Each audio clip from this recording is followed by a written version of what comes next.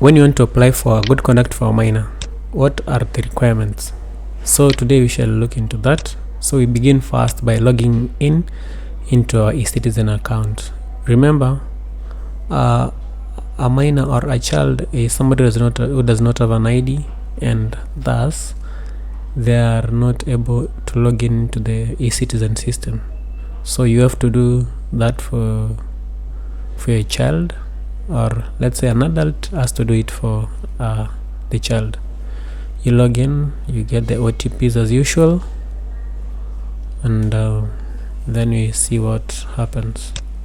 So when you log into the portal, you go to the DCI section, so you scroll the DCI, Director of Criminal Investigations.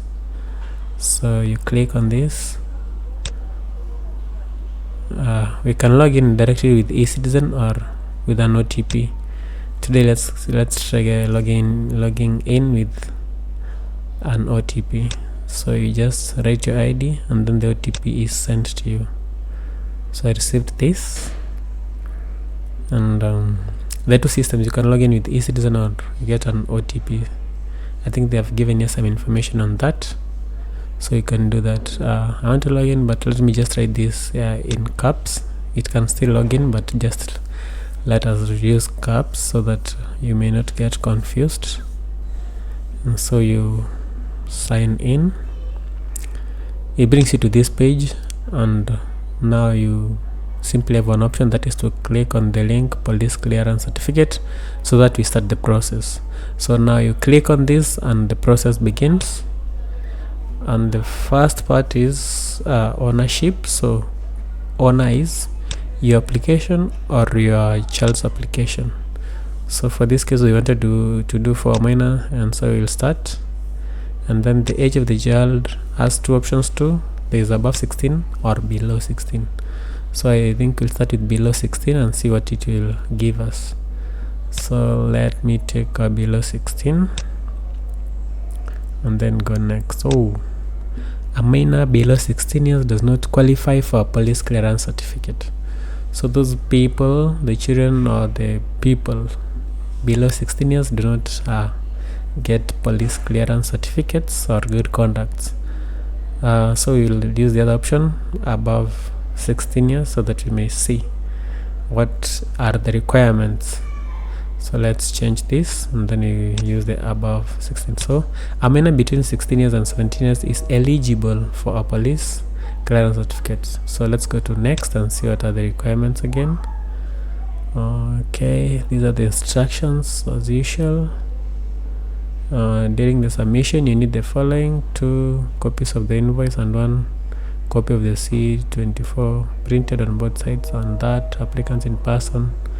I think if you know all that, it's the normal process. Then you go to next. You'll be required to input the first name, the names, birth certificate, and the place where you'll take the fingerprints. So let's say a child is called James.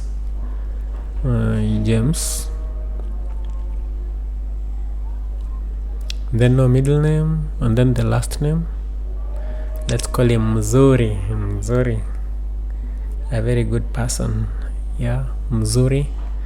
And James Mzuri, you will be required to give the birth certificate number. So let's try that. This is not actual, you just guess any so that we may learn.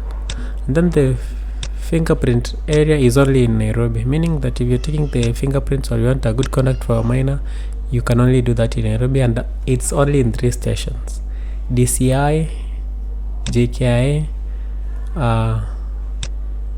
DCI headquarters, and Huduma Center, City Square. So only 3 places you can do that.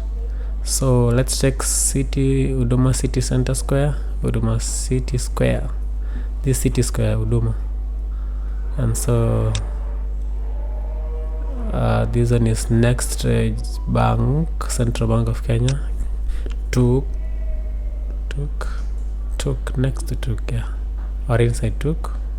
Then what happens is that it takes us to a stage. It tells us that when you go to next, it gives us a pending approval. So pending approval meaning we can't pay, we can't do anything with that. We simply have to end it there, that they have to approve so that you can proceed and get the fingerprints of a miner and then pay for the service. So I think you understood the process, and if you'll be required to do this was just for study purposes, so it will not go anywhere. But I thank you for listening, and if you'll be required to take the good conduct of a miner, I think you've known the process. Thank you for watching.